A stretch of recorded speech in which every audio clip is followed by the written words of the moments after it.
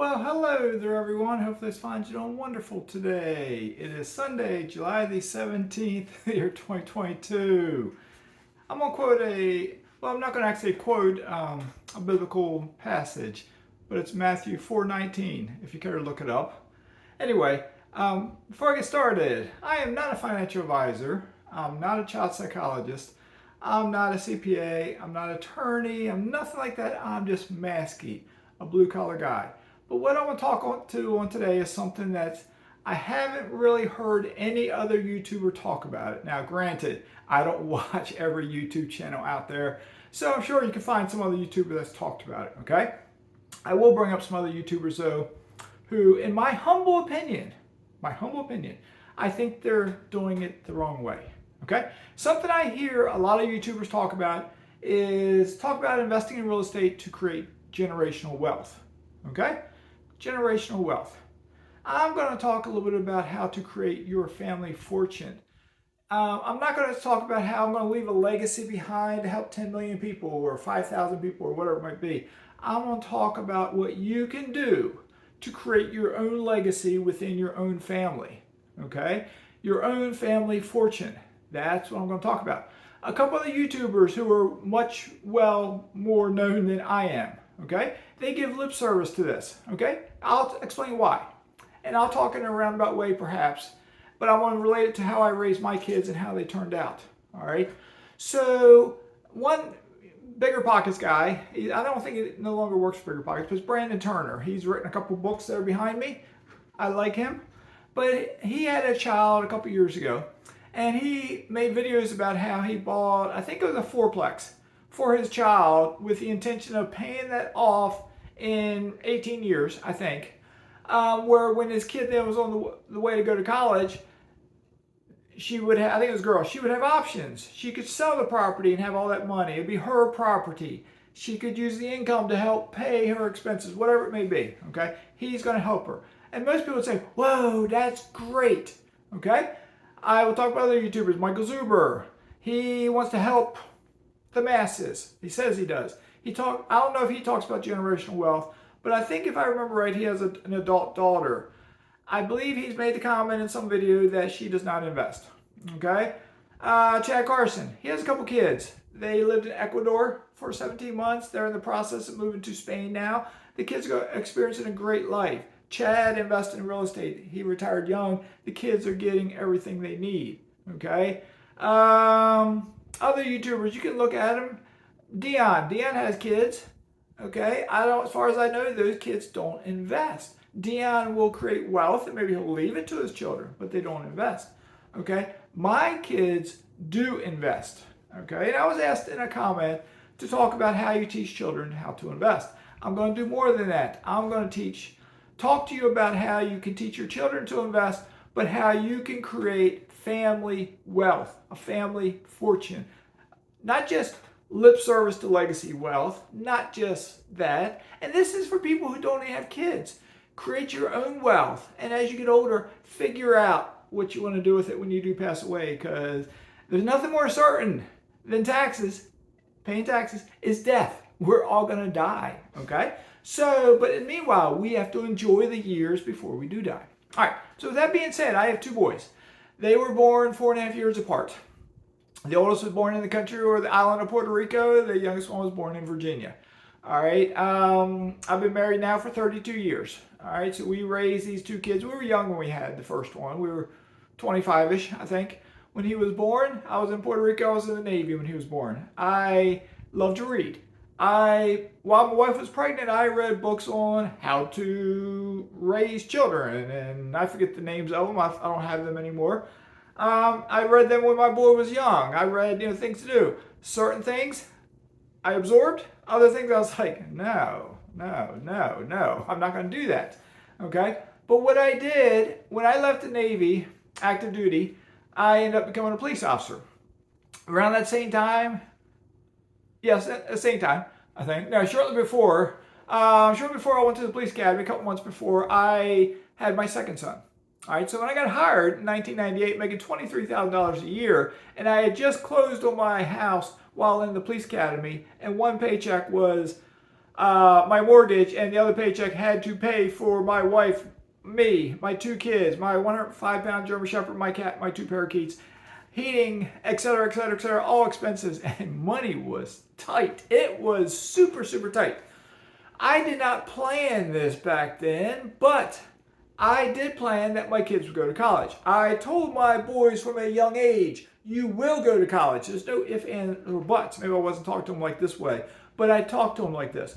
You will go to college, but mom and dad are poor. We cannot afford for you to go to college. As you grow up, you're going to have other kids. Their parents can't afford for them to go to college, but we can't.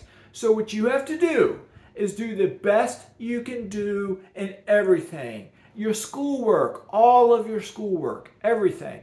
Do the best you can do. Work hard. When you play sports, do the best. If you're in Cub Scouts, if you're in music, maybe I didn't say it all at the same time, but the message was constantly given, do your best. Don't quit. Don't give up. Find what's right for you. Like my oldest son, at one point in time, he was in Cub Scouts. He was in the theater. He was in wrestling. Maybe it started running. Academically, he was in like higher classes, and it was just too much. Something had to give. So we talked about it. We talked about different things, and we made decisions together. One decision at one point was dealing with, he was wrestling, and he was like really good in his weight class for wrestling. But he discovered he was a really good runner. And both the wrestling coach wanted him, the running coach wanted him, even the football coach wanted him because he was fast too. He could be a wide receiver or a running back or something. He was good. So we talked about it. And something I said to him was, how many old people wrestle?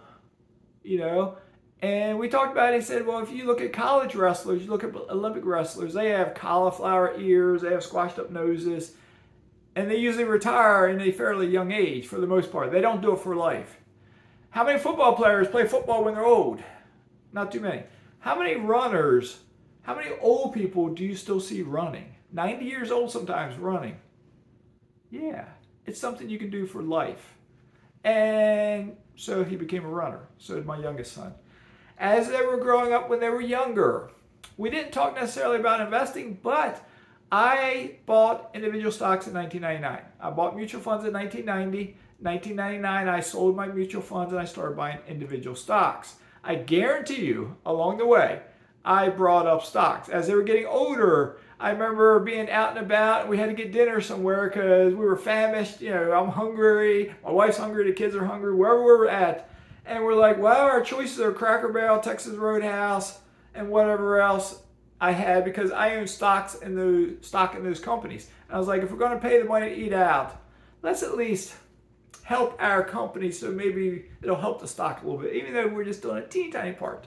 Okay, if I stopped to get coffee, I'd get it in Starbucks because I own shares of Starbucks. Okay, so that's what I did. So I guarantee you that was teaching them about companies and stocks and investing, even if I didn't come out and directly say it, because I don't remember exactly what I said to them. But what I do know is when my oldest son graduated and went to the Coast Guard Academy, shortly after he finished SWAB summer, I don't remember the exact month or the timing of this or how it played out, but while he was a freshman at the Coast Guard Academy, all military academies pay a stipend to their students. And it wasn't a lot. It might have been, I can't remember, $100 a month, $200 a month. Wasn't a lot. But I talked to him about starting a Roth IRA. He was 18 years old. He started a Roth IRA, and he put maybe $500 in to start it, and then put, I think, $50 a month in, and then he would get raises in his sophomore years, junior years, and he increased as time went on. My youngest son did the same thing. He was, I think, just turned 18, and he opened his up and started buying stocks. And they did it through their 4 years at the academy, and they did it past the academy. And I would guide them, and I would help them along the way. But then I bought my first rental property in January 2017. That changed things. That changed my mindset on a lot of things. It got me looking at things differently. Then I bought this book somewhere. I think it came out in 2017. I don't know if I bought it in 2017, 2018, 2019. I forget where. I bought it used, I think. Maybe. Can't remember. Might have bought it off the internet. Can't remember. But it's Family Fortunes by Bill and Will Bonner. Okay. Let's talk about Family Fortunes. Just this year, I got a copy of this book, and I've read this by David I'm not saying his name right. The Intentional Legacy. The Intentional Legacy. So I've read both those books. But also what I did when I bought my first rental, it took me a little while. But I realized 2018, 2019, that's like, wait a second, my real estate is doing better than my stocks. Even though my stock investing was great, my real estate's doing better. So once I realized that, I want more full bore into real estate. I ended up selling my stocks. I had Roth IRAs. I put them in self-directed IRAs. And I bought rental property inside of my Roth IRAs and my self-directed Roth IRAs. But then I got my boys to start buying rental property. It took a little while. Okay, nothing happens overnight. But my oldest son now is 29 years old. He has 5 rental properties. Okay, not too bad. He plans to get his 6th and his 7th, perhaps, hopefully this year. Okay, not bad, not bad. My youngest son is 24. He just bought his first rental house a couple months ago. Okay, not bad. I didn't buy my first rental property until I was 49. Okay, I have talked to both boys on the phone about the importance of family fortunes, generational wealth. Us as a family. We do it individually. Like I buy my own rental property. It's my rental property. It's my wife's rental property. You know, it's not, our kids don't get part of the rent. But if you think about what I've said, I haven't spelled all this out. I was not providing for my kids per se. Yes, I provided for my kids. I gave them everything they needed. I put them in music classes. I put them in band. They both play percussion. They did quite well. They were like all district and playing drums. Put them in sports. The missus and I, we ran from school to event, this and that. We were always going somewhere. Our lives revolved around our kids, okay? But we didn't. Cell phones came out when my oldest son was 10, 11, 12. At a certain age, every kid had a cell phone. My son didn't. I couldn't afford to pay the cell phone bill. And basically, it's going to storm outside. And basically, when he did get a cell phone, he was probably about the last kid in his school to get a cell phone. And if I remember right, he got a track phone from Walmart. And he paid for the minutes. All right. My youngest son got his a little bit sooner than that, but I think he did the same thing. He got a track phone from Walmart. And I think he was younger. I might have paid for the minutes in the beginning, but I think both boys paid for the minutes. I tried to teach them. They start having some income coming in. They're feeding the neighbors' dogs. They're doing something. You know, that's some money. So you got to start paying your way, even though they were younger, because mom and dad just did not have a lot of money. Times were tight. So that mindset carried over to them. They now are officers in the United States Coast Guard. They have healthy paychecks. They both have investments. But I don't want it to stop there. Okay? I don't want it to stop there. Both boys, they're not married. They may get spouses in one day, and they may have children one day. If you study history, if you study rich people from the past, it's very few rich people from the past that their descendants are still wealthy. Okay? So when I mentioned other YouTubers at the beginning, if they're going to give their kids what they have, their kids will be fine. But they have not learned that message of how to invest, how to sacrifice, how to be frugal, because they were just given it. When you're given something, look at society. When the government just gives them checks, people get lazy. They don't want to work. So as a parent, if you just give everything to your kids with no expectations and above and beyond because all the other parents do it, I'm telling you, it's the wrong thing to do. When my boys were growing up, I saw the other parents giving stuff to their children. And I was like, how do they do that? Do they make that much more money than me? How do they do it? They didn't make that much more money than me. Now that I am older and I realize it, they couldn't do it. They were going into debt to do it, or they had no savings at all to do it. And it's not the right way to raise your children. As parents, we're not instructed to spoil our kids. Okay? That's not our game. That's not our goal as parents.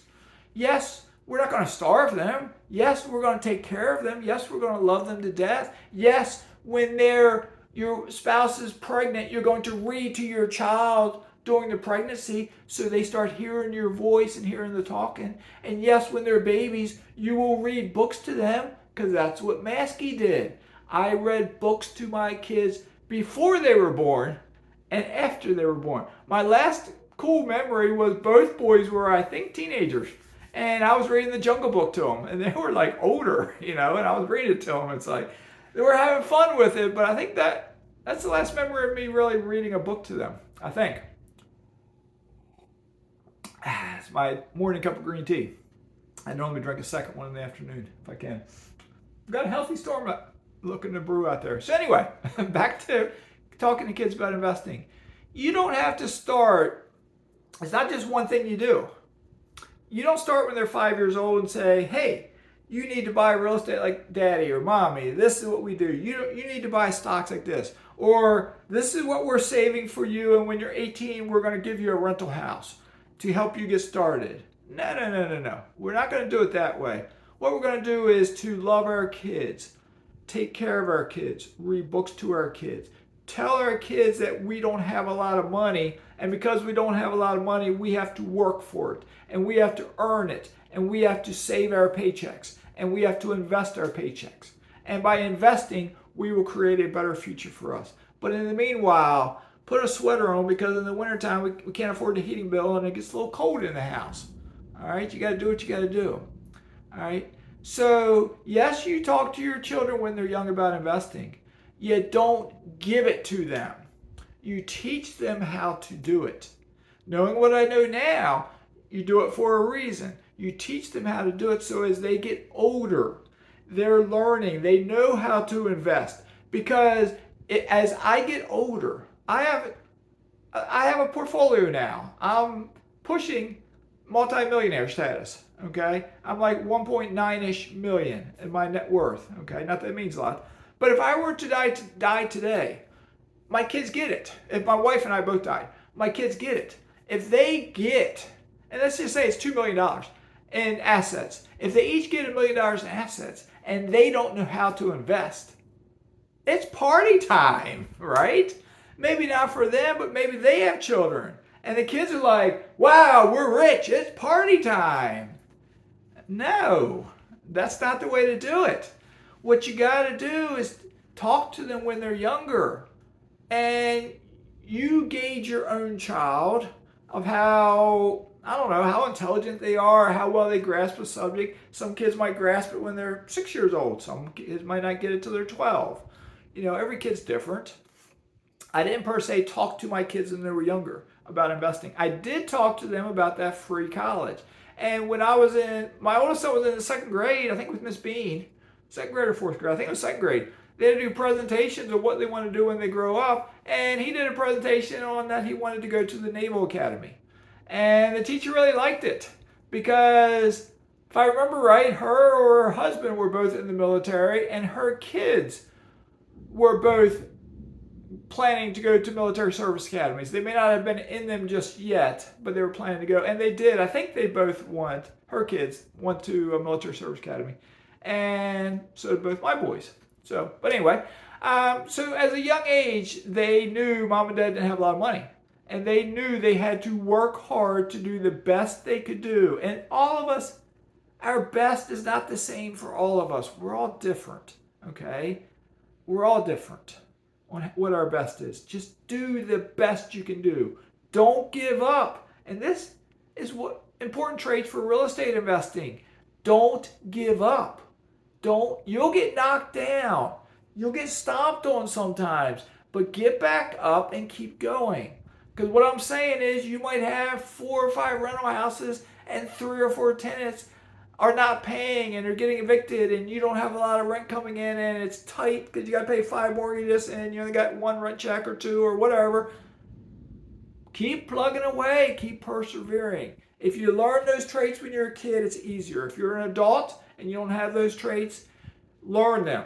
Figure it out because you got to keep plugging away. I was just dealt a blow just the other day from Chiave, my lender. I'm not going to talk about it in this video, But when I first found out the news, it was like, whoa, knocked me back. But I got a plan. I got a plan because you're not going to knock me down. I'm going to get back up and I'm going to come out even stronger. Okay, that's what I'm going to do. And that's what you got to do with your kids. You got to teach them, however you can, to learn those traits. You don't let them quit. If they start baseball, if they start football, if they start wrestling, if they start band, if they start Cub Scouts, if they start theater, yes, there might come a time when that season is over, maybe they do something different, but you don't let them quit in the middle of the year. An example, my boys had near perfect attendance all the way through school. My oldest son missed one day, I think, in third grade maybe. And my youngest son went from kindergarten to a senior year, never missed a day of school, okay? Because when you start something, you finish it, all right? That's just how it is. When you start something, you finish it. So, what do you think? Did I say anything that makes sense? Did I go off on a tangent? What do you think? I am planning, kind of sort of, to do a live stream this Wednesday, where's the calendar? The 20th. Wednesday the 20th. I'm sort of planning that once I fully decide. The missus will be back tomorrow, so she'll be in the house, and that's a distraction because we talk. But if I know I can do it Wednesday, I will make a little thing about an upcoming live stream Wednesday at 7 p.m. Okay? So with that being said, I'm going to sign off. Have a great day. Stay warm and safe, and read this book, that book, or that book sometime. The Intentional Legacy or The Family Fortunes. Okay? They're not the greatest books in the world. They're not the perfect books, but read them because it'll do something up here. Okay? Good enough. Have a great day. Mazske is signing out.